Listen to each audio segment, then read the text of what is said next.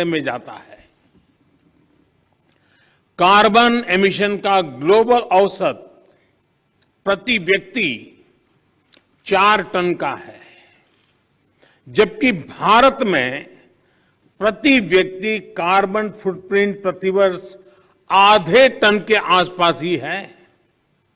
कहां 4 टन और कहां आधे टन। बावजूद इसके भारत पर्यावरण की दिशा में एक होलिस्टिक अप्रोच के साथ न केवल देश के भीतर बल्कि वैश्विक समुदाय के साथ भी जुड़ करके काम कर रहा है। अंतर्राष्ट्रीय स्तर पर भारत ने coalition for disaster resilient infrastructure CDRI और जैसे अभी सदगुरु जी ने कहा इंटरनेशनल सोलर अलायंस आईएसए के निर्माण का नेतृत्व किया है।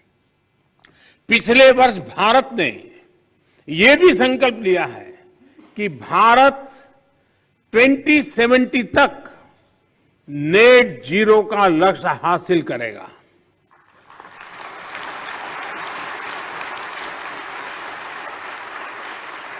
साथियों, मिट्टी या ये भूमि हमारे लिए पंच तत्वों में से एक है। हम माटी को गर्व के साथ अपने माथे से लगाते हैं, इसी में गिरते हुए खेलते हुए हम बड़े होते हैं। माटी के सम्मान में कोई कमी नहीं है। माटी की अहमियत को समझने में कोई कमी नहीं है। कमी इस बात को स्वीकारने में है कि मानव जाति जो कर रही है उससे मिट्टी को कितना नुकसान हो रहा है, उसकी समझ का एक गैप रह गया है। और अभी सदगुरु जी कह रहे थे कि सबको पता है समस्या क्या है। हम लोग जब छोटे थे तो सिलेबस में किताब में एक पाठ्यक्रम के में एक पाठ पढ़ाया जाता था। गुजराती में मैंने पढ़ा है, बाकियों ने अपनी भाषा में पढ़ा हो शायद। कहीं रास्ते पर एक पत्थर पड़ा था, लोग जा रहे थे, कोई गुस्सा कर रहा था, कोई उस पर लात मार देता था। सब कहते थे देखिए किसने पत्थर रखा, कहां से पत्थर आया है, दे समझते नहीं वगैरह। लेकिन कोई उसको उठा करके साइड में नहीं रखता था। एक सज्जन निकले, उनको लगा कि चलो भाई सदगुरु जैसा कोई आ गया होगा।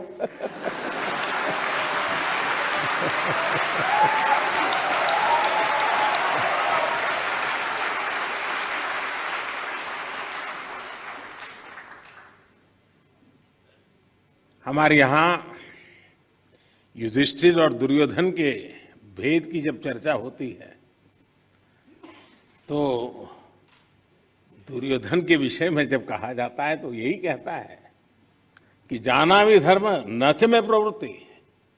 मैं धर्म को जानता हूं लेकिन मेरी प्रवृत्ति नहीं, मैं नहीं कर सकता हूं। सत्य क्या है मुझे मालूम है, लेकिन मैं उस रास्ते पर नहीं चल सकता हूं। तो समाज में जब ऐसी प्रवृत्ति बढ़ जाती है तो ऐसा संकट आता है तो सामूहिक अभियान से समस्याओं के समाधान के लिए रास्ते खोजने होते हैं।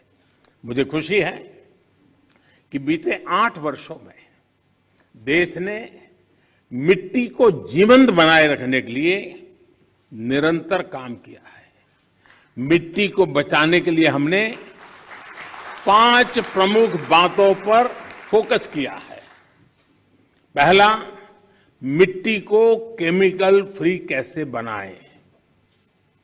दूसरा, मिट्टी में जो जीव रहते हैं जिन्हें तकनीकी भाषा में आप लोग सॉइल ऑर्गेनिक मैटर कहते हैं, उन्हें कैसे बचाएं। और तीसरा, मिट्टी की नमी को कैसे बनाए रखें, उस तक जल की उपलब्धता कैसे बढ़ाएं।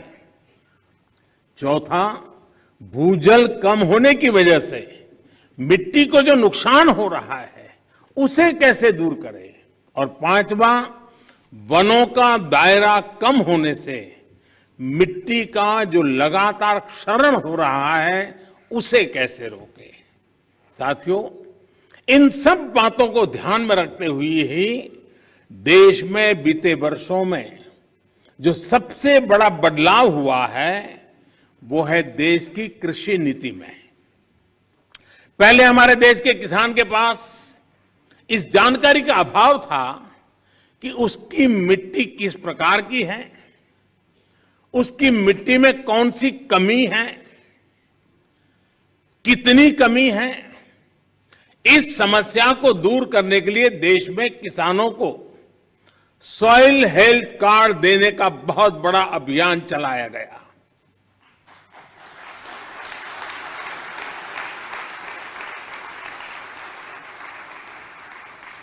अगर हम किसी को मनुष्य को हेल्थ कार्ड देना तो भी अखबार में हेडलाइन बन जाएगी कि मोदी सरकार ने कुछ अच्छा काम किया। ये देश ऐसा है जो सॉइल हेल्थ कार्ड दे रहा है, लेकिन मीडिया की नजर अभी कम है।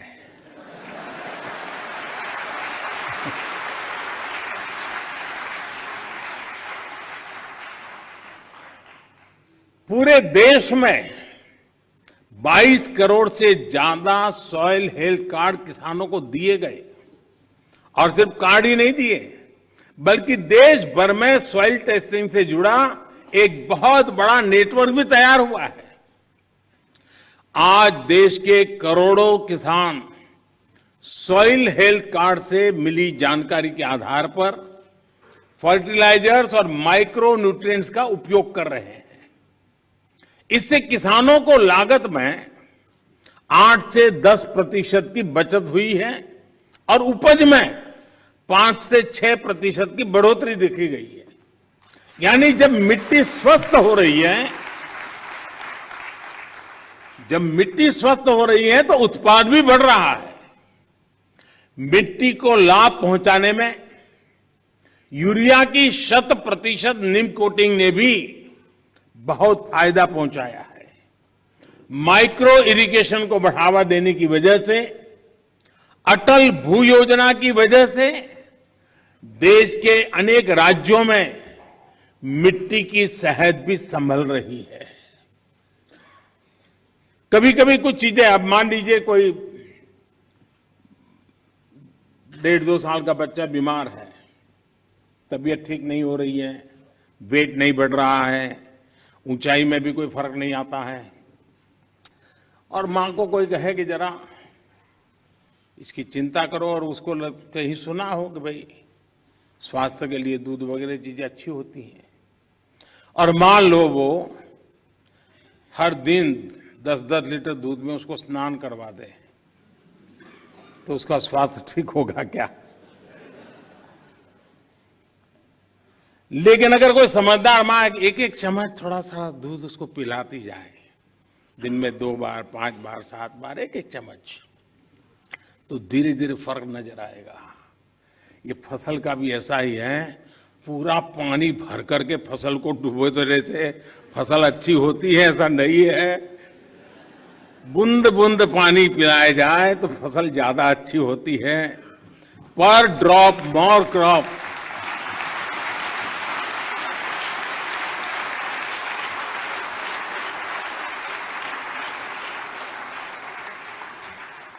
अनपढ़ मां भी अपने बच्चे को 10 लीटर दूध से नहलाती नहीं है, लेकिन पढ़े लिखे हम लोग पूरा खेत पानी से भर देते हैं। खैर, इन सारी चीजों में बदलाव लाने के लिए कोशिश करते रहना है। हम कैच द रेन जैसे अभियानों के माध्यम से जल संरक्षण से देश के जन जन को जोड़ने का प्रयास कर रहे हैं। इस साल मार्च में ही देश में 13 बड़ी नदियों के संरक्षण का अभियान भी शुरू हुआ है। इसमें पानी के प्रदूषण कम करने के साथ साथ नदियों के किनारे वन लगाने का भी काम किया जा रहा है, और अनुमान है कि इससे भारत के फॉरेस्ट कवर में 7,400 स्क्वायर किलोमीटर से ज्यादा की बढ़ोतरी होगी। बीते 8 वर्षों में भारत ने अपना जो फॉरेस्ट कवर 20,000 स्क्वायर किलोमीटर से ज्यादा बढ़ाया है, उसमें ये और मदद करेगा। साथियों, भारत आज बायोडायवर्सिटी और वाइल्ड लाइफ से जुड़ी जिन नीतियों पर चल रहा है, उसने वन्य जीवों की संख्या में भी रिकॉर्ड वृद्धि की है। आज चाहे टाइगर हो, लायन हो, लेपर्ड हो या फिर एलिफेंट, सभी की संख्या देश में बढ़ रही है। साथियों, देश में ये भी पहली बार हुआ है जब हमारे गांव और शहर को स्वच्छ बनाने, ईंधन में आत्मनिर्भरता, किसानों को अतिरिक्त आय और मिट्टी के स्वाद के अभियान को हमने एक साथ जोड़ा है। गोवर्धन योजना ऐसा ही एक प्रयास है। और जब मैं गोवर्धन योजना बोलता हूं तो कुछ सेक्युलर लोगों को सवाल उठेगा कि ये कौन सा गोवर्धन ले आया है। वो परेशान हो जाएंगे।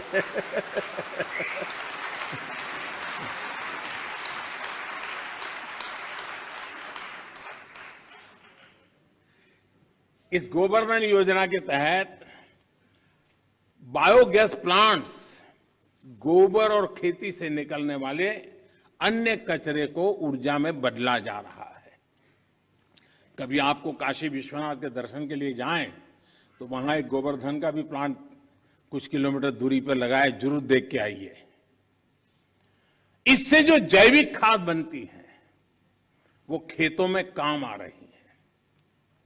मिट्टी पर अतिरिक्त दबाव बनाए बिना हम पर्याप्त उत्पादन कर सके, इसके लिए बीते 7-8 सालों में 1600 से ज्यादा नई वैरायटी के बीज भी किसानों को उपलब्ध कराए गए हैं। साथियों, नेचुरल फार्मिंग में भी हमारी आज की चुनौतियों के लिए एक बहुत बड़ा समाधान है। इस साल के बजट में हमने तय किया है कि गंगा के किनारे बसे गांवों में नेचुरल फार्मिंग को प्रोत्साहित करेंगे। नेचुरल फार्मिंग का एक विशाल कॉरिडोर बनाएंगे। हमारे देश में इंडस्ट्रियल कॉरिडोर हमने सुना है, डिफेंस कॉरिडोर हमने सुना है।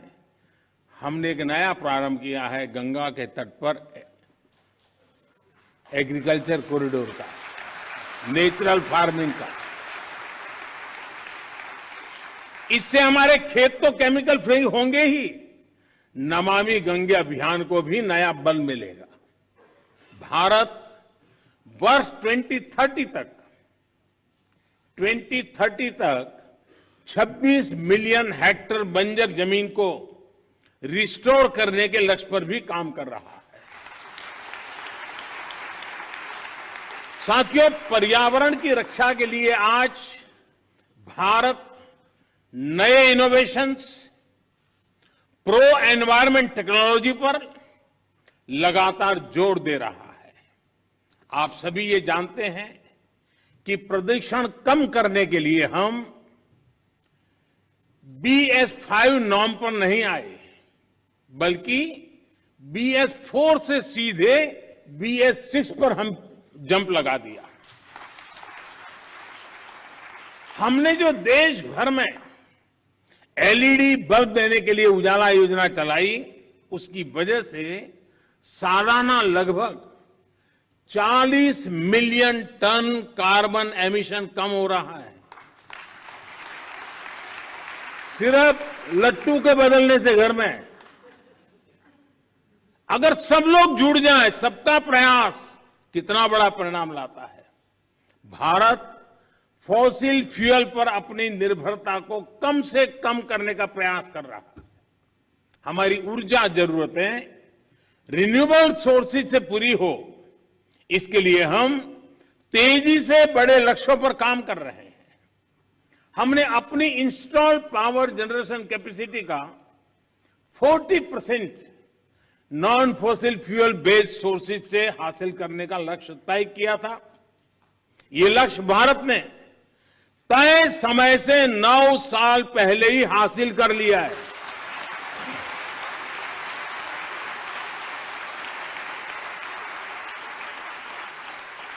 आज हमारी सोलर एनर्जी कैपेसिटी करीब 18 गुना बढ़ चुकी है। हाइड्रोजन मिशन हो या फिर सर्कुलर इकोनॉमी पॉलिसी का विषय हो, ये पर्यावरण रक्षा की हमारी प्रतिबद्धता का प्रमाण है। हमने पुरानी गाड़ियों को लिए स्क्रैप पॉलिसी लाए हैं। वो स्क्रैप पॉलिसी भी अपने आप में एक बहुत बड़ा काम होने वाला है। साथियों, अपने इन प्रयासों के बीच आज पर्यावरण दिवस के दिन भारत ने एक और उपलब्धि हासिल की है और ये मेरा सौभाग्य है कि खुशखबरी देने के लिए मुझे आज बहुत उचित मंच मिल गया है।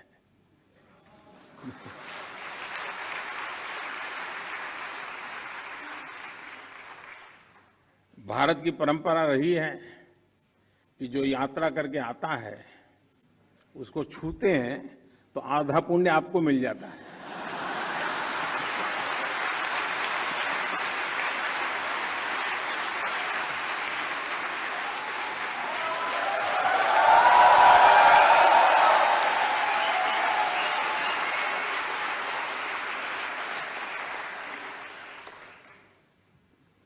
ये खुशखबरी मैं आप जरूर सुनाऊंगा और देश को और दुनिया के लोगों को भी आनंद आएगा। हाँ, कुछ लोग आनंद ही ले सकते हैं।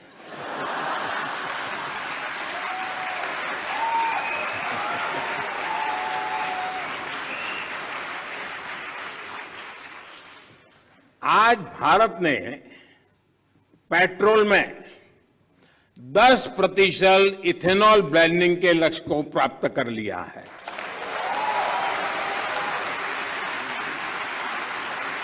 आपको ये जानकर भी गर्व की अनुभूति होगी कि भारत इस लक्ष्य पर तय समय से 5 महीने पहले पहुंच गया है।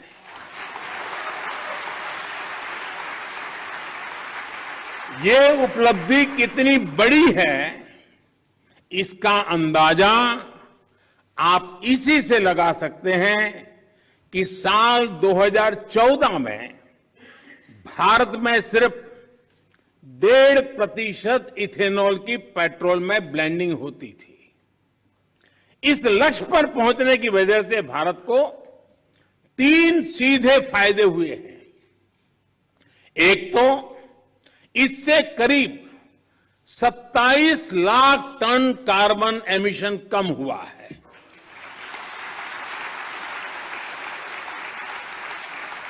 दूसरा, भारत को 41,000 करोड़ रुपए से ज्यादा की विदेशी मुद्रा की बचत हुई है। और तीसरा महत्वपूर्ण फायदा, ये देश के किसानों को इथेनॉल ब्लेंडिंग बढ़ने की वजह से 8 वर्षों में 40,000 करोड़ रुपए से भी ज्यादा आय हुई है।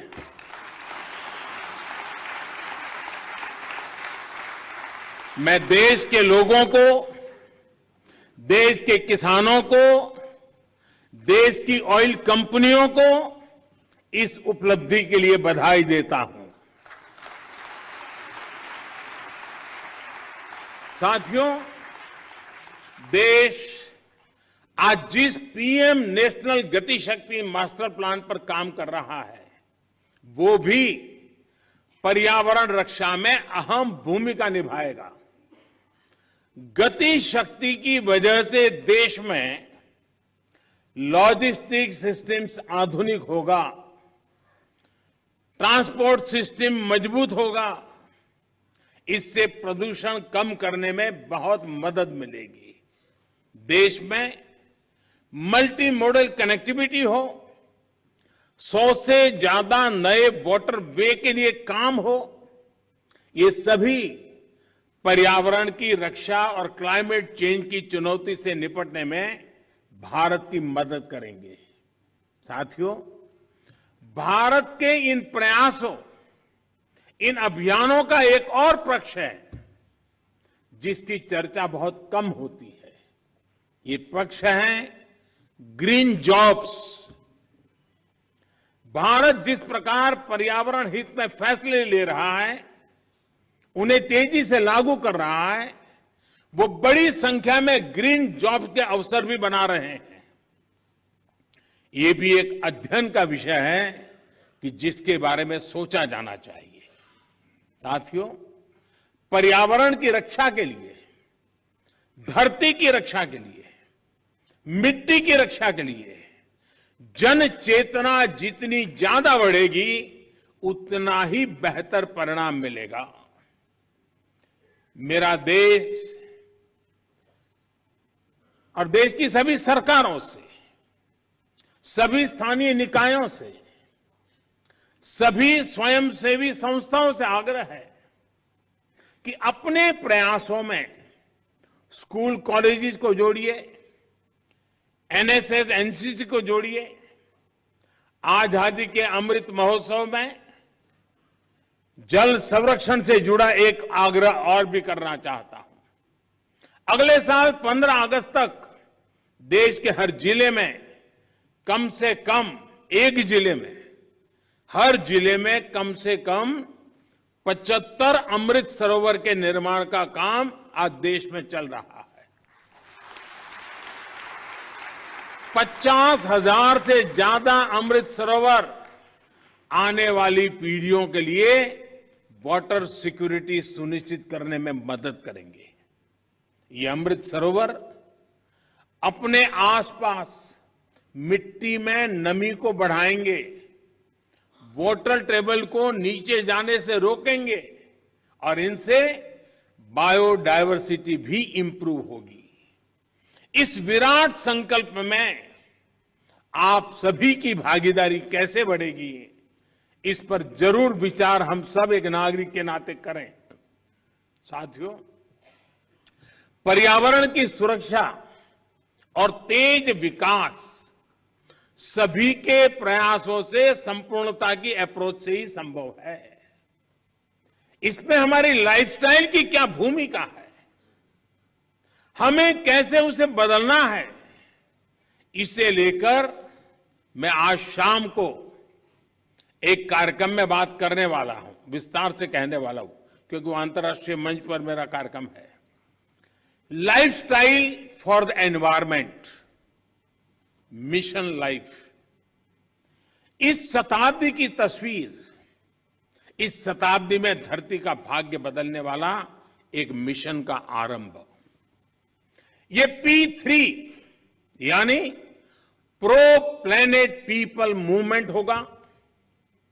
आज शाम को लाइफस्टाइल फॉर द एनवायरमेंट के ग्लोबल कॉल फॉर एक्शन का लॉन्च हो रहा है। मेरा आग्रह है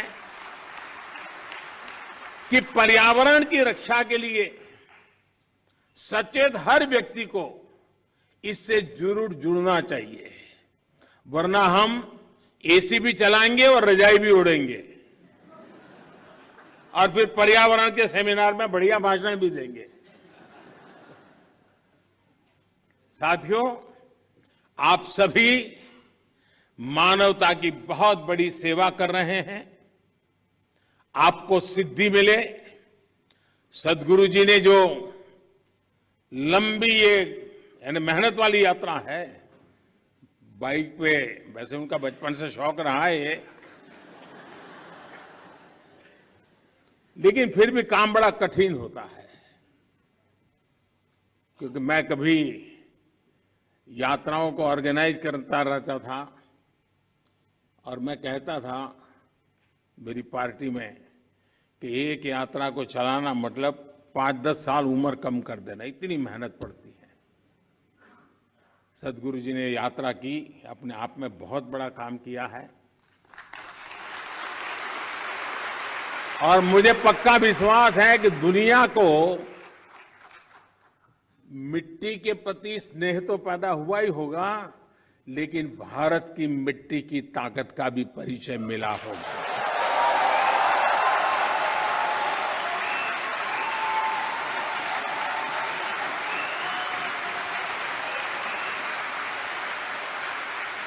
आप सबको बहुत बहुत शुभकामनाएं। धन्यवाद।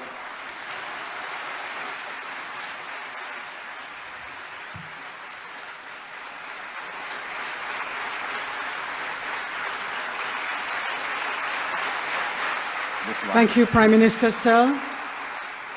Thank you, Prime Minister, sir, for your words of wholehearted support, encouragement and guidance. As we conclude, may I request Sadhguru to please give thanks. Well, because the Prime Minister is on stage, I've been trying to deliver a serious talk, but he's stealing the stage with all his humor. So, whether we want to ensure food security for the nation, enhance farmers' income, enhance biodiversity, bring back aliveness into our soil, safe soil is very important. We beseech the Prime Minister to take dynamic steps in this direction. He's already narrated many things. We are willing to work with them in required ministries to take this ahead. Thank you very much, sir, for being here today. Thank you, Sadhguru and Prime Minister, sir, for your vision and foresight. Please remain in your places, ladies and gentlemen, as the Prime Minister and Sadhguru leave the hall.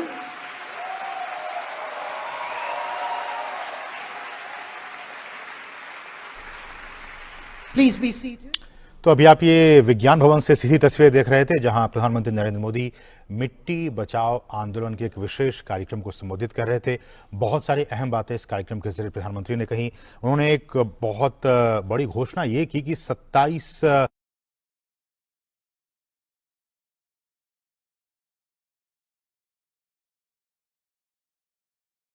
lone motorcycle journey across the world for the rallying call of Save Soil. Welcome, Honorable Prime Minister.